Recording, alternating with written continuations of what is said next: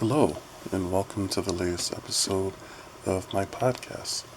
My podcasts generally are based on writings that you can see on my website, WaygookinWay.com. That's WaygookinWay.com.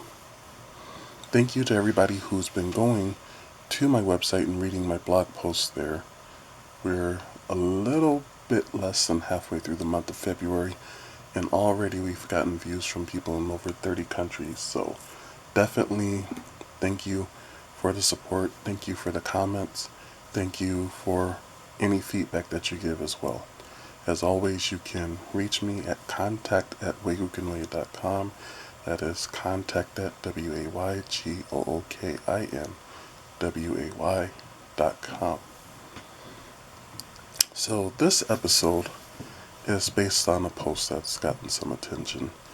If you remember the last episode that was done of this podcast, we were talking about some of the solutions as to why people that are black and people that are Korean misunderstand each other, and what some of the solutions to fixing that could be. And so today this is based on an article that I wrote talking about some misconceptions that Korean people may have about black people. And so obviously this doesn't mean every Korean feels this way, but some Koreans have a misconception about black people in various areas, and so this is just dealing with a few of those. As a matter of fact, more than likely there'll be a part 2 and a part 3 because there's so many misconceptions that are out there. And I also did one about misconceptions that black people have about Koreans as well. So that will be another episode of this podcast to come. But as a basis for understanding, the article about what solutions there can be to increase understanding between black people and Korean people was based on the fact that a popular model in Korea is from Africa, and he recently went on some shows to talk about the racial issues that he's dealt with while in Korea. And so it sparked a large conversation, but very few people talked about the solution, and so I did an article about that. And this is just going into, again, what some people have been taught. When I talk about Korean people in this case, I'm talking about Korean people in the Republic of Korea. And when I talk about black people, it's more of a broader topic. Mainly it's dealing with black people in the United States that visit Korea. But some of this applies to just black people who are in Africa or in other countries as well. So that gives you an understanding as to who I'm talking about and why. But just going into a few of these, this article, there were 3 different rumors that people in Korea have been told. And so just addressing them one by one. Some are ridiculous, like the first one. And that is that at night black people grow tails. That's something that used to be believed more years ago, but even recently there was a teacher who made a post on Facebook, and the teacher mentioned that a student asked her about if she grows a tail at night because she heard that all black people have a tail that comes out at night.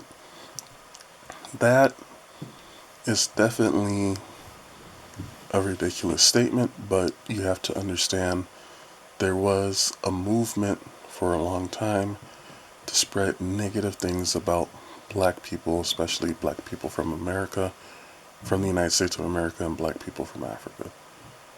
And so part of what was being told to children were tales like that, where black people would grow tails at night and become some type of monster to get children to be scared of black people and to have it ingrained in them that they shouldn't want to be around black people.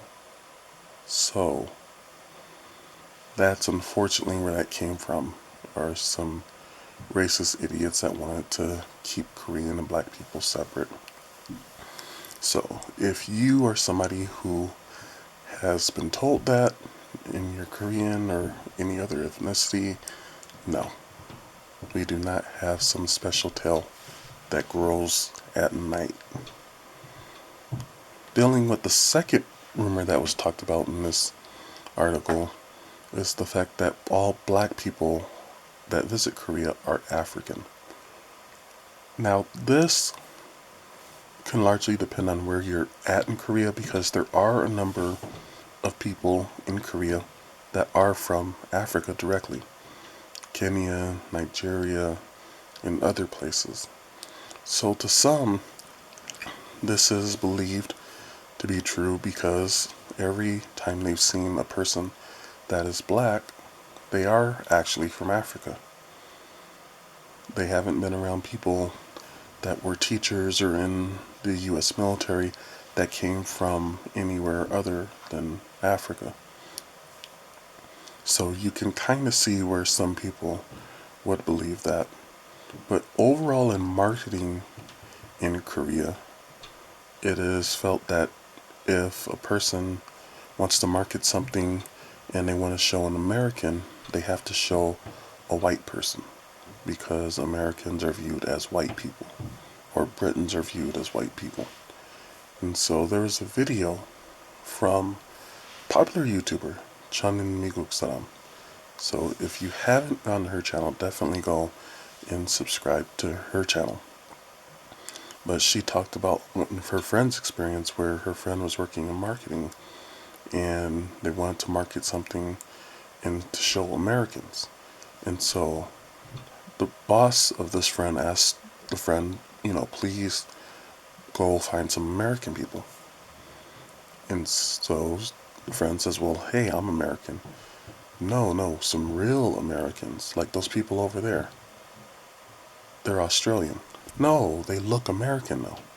The perception that this friend had and that other people have had as well is that if you're white, then you're American or British. If you're black, you have to be from Africa. But for those that have been around U.S. military bases, they know more that there are black people that are from America or from other parts of the world. So not every Korean person believes that, but some do, and again, it's because it's been marketed to them over and over again, showing the power of the media and showing the power of just what you see and how it affects you. And that really goes into the last part of this article, and that's dealing with the rumor that all black people are poor. This ties in the first and the second one in that, again, there was this, I don't want to say the word movement, but definitely, I've talked about this before, there was a feeling that there were too many Korean women, especially very beautiful Korean women, that were marrying black men. And as a result, it was viewed as a problem, quote unquote.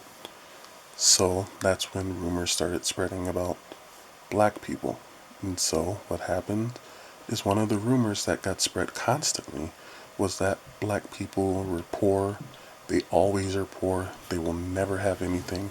And so if you don't want your daughter to be poor, if you don't want your grandchildren to be poor, don't let them marry somebody who is black. And so when it comes to the media's role in this type of marketing to people, if you ever wondered how come you see images of poverty in a lot of entertainment that shows specifically black and Hispanic people that are poor, this is part of the reason why. This stuff gets shown to people all over the place, and that's what they think of when they see black people. It's just like you have certain people. The only images of Africa that they've ever seen are of children starving and people suffering from AIDS. So their view is that all of Africa is that way. They don't know about the diverse wildlife. They don't know about the beautiful scenery. They don't know that there are many modern cities that have many of the amenities that we are accustomed to, whether in the United States or in South Korea. So you definitely have that divide between reality and what is shown in the media. And that's one of the reasons why when you see a lot of music videos, especially hip hop or rap videos, the videos that show poverty, drug dealing, glorifying violent crime, those are the videos that get pushed out to the mainstream quite a bit because they help to show, see, we did tell you the truth. These people are poor. These people do have bad attitudes. Look at this. Look at that. This is the visual proof of that. And that's why people who deal a lot with international business tend to have a problem with hip hop, tend to have a problem with rap music because it makes it harder for them in certain areas to get work done because people see their skin and all of a sudden there's this image, you're a violent person, you're a gang member, you treat women badly, you do this, you do that, based on the things that they are shown. And so, because a lot of Korean people have been shown all this poverty, specifically amongst black people, that's what they feel.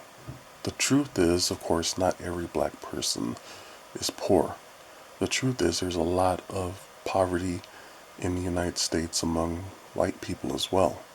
It's just that's not as showcased in the media as the poverty amongst black people. And so some people know that black people can have money because they see entertainers, they see rappers, they see athletes that are millionaires. They're not shown different business owners, business people that are doing well for themselves and happen to be black as well. So again, it shows you that the things that you see affect what your view of reality is.